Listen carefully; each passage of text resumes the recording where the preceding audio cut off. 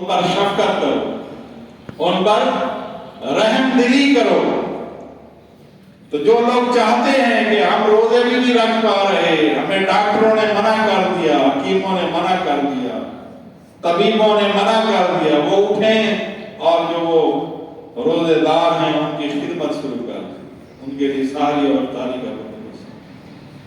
تو وہ بھی انشاءاللہ باب الریان سے ان کو بھی بلایا جائے گا کہ آؤ بھائی تم بھی اس دروازے سے جنت میں داخل ہو جاؤ۔ تو نبی پاک صلی اللہ علیہ وسلم نے ارشاد فرمایا کہ 5 خصوصی انعامات ہیں جو میری امت کو ملے اور کسی اور کے حصے میں نہ آئے۔ جب رمضان مبارک کی پہلی رات آتی ہے تو اللہ پاک ان پر نظر رحمت فرماتے ہیں، کن پر جو روزے دار۔ اور رسول اللہ صلی اللہ علیہ وسلم نے ارشاد فرمایا کہ روزے داروں کے لیے رمضان المبارک میں جنت کو سجا دیا جاتا ہے، دلہن بنا دیا۔ اور نبی پاک صلی اللہ علیہ وسلم نے ارشاد فرمایا کہ اس ماہ رمضان کے اندر جو روزے دار جب روزے رکھتے ہیں تو ان کے لیے فرشتے دعائیں استغفار کرتے ہیں۔ اور یہ وہ واحد مہینہ ہے کہ روزے دار دن کو عبادت کرتا ہے، رات کو تراویح پڑھتا ہے، قیام اللیل کرتا ہے، پھر وہ سو جاتا ہے تو رسول اللہ صلی اللہ علیہ وسلم نے ارشاد فرمایا کہ اس کا سونا بھی عبادت میں لکھا جاتا ہے۔ وہ سونا کیسے عبادت میں ہوتا ہے؟ اس لیے کہ وہ سو رہا ہوتا ہے، وہ سو رہا ہوتا ہے، فرشتے اس کے لیے استغفار پڑھ رہے ہیں، یا اللہ تو اس کو بخش دے، یا اللہ تو اس کو، یا اللہ تو اس کو بخش دے۔ تو کتنے خوش نصیب ہیں مومنین اور مسلمان روزے دار جن کے لیے فرشتے دعائیں استغفار پڑھ رہے ہوتے ہیں کہ یا اللہ تو ان کو بخش دے۔ تو دعا کریں کہ ہم بھی ان میں شامل ہو جائیں۔ فرمایا کہ چوتھا انعام یہ ہے کہ روزے دار کے منہ کی جو بو ہے وہ اللہ کے نزدیک مشک، عنبر اور کستوری سے زیادہ پسندیدہ ہے۔ اور پھر فرمایا کہ 5واں اور آخری انعام یہ ہے کہ جب رمضان مبارک کی آخری رات آتی ہے، رمضان مبارک کا اینڈ ہو رہا ہوتا ہے، ختم ہو رہا ہوتا ہے، تو نبی پاک صلی اللہ علیہ وسلم نے ارشاد فرمایا کہ اللہ پاک فرشتوں کو بلاتے ہیں اور ان سے پوچھتے ہیں کہ اے فرشتوں ذرا بتاؤ اس مزدور کی کیا مزدوری ہے جس نے اپنا کام مکمل کر لیا۔ جس مزدور نے اپنی مزدوری پوری کر لی تو وہ حقدار ہے یا نہیں؟ بولو جی، مزدور حقدار ہے یا نہیں ہے کہ اس کو پوری مزدوری دی جائے؟ اور یہی حکم دیا گیا ہے کہ مزدور کا جو پسینہ ابھی خشک نہ ہو تمہارے نوکر کا برا، اس سے پہلے اس کی اجرت اس کو دے دو۔ تو فرمایا کہ وہ جس نے اپنی مزدوری مکمل کر لی ہے، بولو اس کے لیے کیا ہے؟ فرمایا اجر ہے۔ کتنا اجر ہے؟ پورا اجر ہے کہ اس نے ماہ رمضان کے روزے رکھ لیے، کامل ایمان کے ساتھ رکھ لیے۔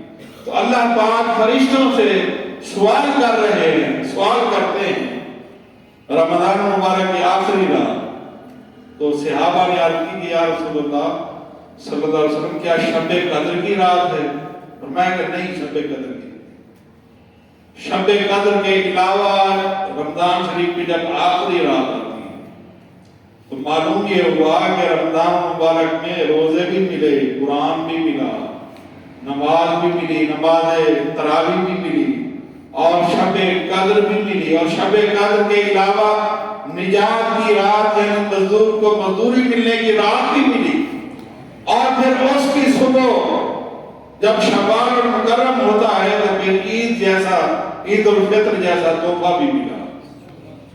اور یہ ماہ رمضان کی یہ بھی فضیلت ہے کہ اسی ماہ رمضان کے اندر 27 کی شب کو پاکستان جیسی عظیم جو ہے ملکت ہمیں بھی، تاریخ اٹھا کر دیکھیے، بہت سارے ہمارے دوستوں کو اور ہمیں معلوم نہیں ہے کہ رمضان المبارک کی جو آزادی ہے وہ شب قدر کی رات تھی. اللہ نے آسمان پر فیصلہ فرمایا اور زمین پر وہ نازل ہوا اور پاکستان وجود میں آیا. لیکن بدقسمتی سے یہاں پر وہ لوگ ہمارے اوپر مسلط کر دیے گئے جو اپنی دولت دبئی میں رکھتے ہیں, انگلینڈ میں رکھتے ہیں, یو کے میں رکھتے ہیں, بچے وہاں پڑھاتے ہیں, سارا کچھ سلسلہ وہاں ہوتا ہے, لیکن مرنے کے لیے تابوت پاکستان میں آتا ہے. پھر تم لوگ اس کو دبئی بنا دو, اسی کو دبئی بنا دو جو تم اپنی دولت وہاں لے کر جا رہے ہو حکمرانوں, اسی پاکستان پر خرچ کرو. دبئی تو وہ خطہ تھا 1965 کے اندر کہ وہاں پر ایک کانٹا بھی پیدا نہیں ہوتا تھا, وہاں پانی نایاب ہے, اب تک نایاب ہے, پانی نہیں ہے, سمندر کو پیٹا گیا اور سارا کچھ باہر سے لایا جاتا ہے. اور یہاں سے پاکستان سے گھاس لے کے گئے ہیں, وہ سبز چارہ لے کر گئے ہیں, اور یہاں سے مٹی اٹھا کر جہاز میں لے گئے. دبئی کو انہوں نے آباد کیا, وہ اپنے ملک سے محبت کرتے ہیں. ہمارے اشرافیہ کی طرح نہیں ہے, ہمارے حکمرانوں کی طرح نہیں ہے. اس میں سارے لوگ شامل ہیں جو ہمارے اوپر حکومت کر رہے ہیں. تو وہ یہاں سے لوٹ کسوٹ کر دبئی کو دبئی بنا رہے ہیں. بھائی وہی پیسہ تم یہاں لگاؤ, دفن تم نے یہاں ہونا ہے, تمہارے آباء و اجداد یہاں دفن ہے, اور آگے تمہاری نسلوں نے بھی یہاں دفن ہونا ہے. تو اسی کو دبئی بناؤ, اسی پر خرچ کرو. لوگوں کو چوکر آٹے کے لیے لائنوں میں لگایا ہوا ہے رمضان مبارک کے اندر, ان کو کوئی خوف خدا نہیں آتا. بھئی اگر تم نے مدد کرنی ہے تو دکھاوے کے بغیر مدد کرو. جو عبادت دکھاوے کی جاتی ہے وہ قبول ہی نہیں ہوتی, اٹھا کر منہ پر دے مار جائے, کبھی قبول نہیں ہوتی. ایک بزرگ قرآن کی تلاوت کر رہے تھے اور پھر تلاوت کرتے کرتے اچانک لوگوں کا ایک گروہ گزرا تو ان کی آواز تھوڑی بلند ہو گئی. قرآن کی تلاوت کرتے آواز ان کے کانوں میں بھی پہنچ گئی. رات انہوں نے پھر نیند کی حالت میں دیکھا کہ فرشتے ان کے قرآن کی تلاوت کا ثواب لکھ رہے ہیں. تو فرشتے بتا رہے ہیں کہ یہاں سے بھی یہاں تک انہوں نے پڑھا ہے لکھو, یہاں سے یہاں تک بھی پڑھا ہے لکھو, یہاں سے یہاں تک بھی پڑھا ہے لکھو. لیکن جب اس مقام پر آئے جہاں پر ان کی آواز بلند ہو گئی تو کہا کہ نہیں, یہاں انہوں نے پڑھا تو ہے لیکن یہ نہیں, اس کا ثواب نہیں, اس کی ملاوٹ ہے. کیا ملاوٹ ہے یہ بھی بول. میں نے تو پڑھا تھا, تو پڑھا آپ نے تھا, لیکن آپ کی آواز دکھاوے کے لیے بلند ہو گئی کہ ان کے کانوں میں بھی پہنچ گئی. تو اتنی جو ہے وہ نیکی کے اندر احتیاط کی جاتی ہے.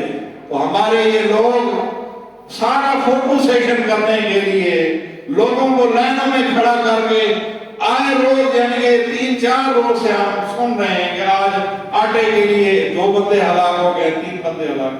تو ان کا قتل کس کے ذمہ ہے, وہ لوگ, ان کا مرنا کس کے ذمہ ہے؟ ان حکمرانوں کے ذمہ. اللہ پاک سے دعا ہے کہ اللہ پاک ہمیں اچھے ایماندار حکمران نصیب فرمائے, لیکن ان سے پہلے ہمیں بھی ایمان جیسی دولت نصیب فرمائے. ہم جو آپس میں ایک دوسرے کو لوٹنے کھسوٹنے میں لگے ہوئے ہیں, اگر ہم خود ایماندار ہوں گے تو اللہ پاک بھی ہمیں ایماندار حکمران عطا فرمائے گا. اگر ہم اپنے بھائی کو بھائی کے ساتھ بے ایمانی اور فریب میں ہم مبتلا ہوں گے تو کبھی اللہ پاک ہمیں اچھے حکمران نہیں دے گا. آؤ اپنی نیتیں درست کریں, ہم آؤ آج سے اپنی نیتوں کو ٹھیک کریں, اپنے نیتوں کو سیدھا کریں, کھوٹ جو ہے اس کو ہم بھرے کریں. اللہ پاک قبول و منظور فرمائے.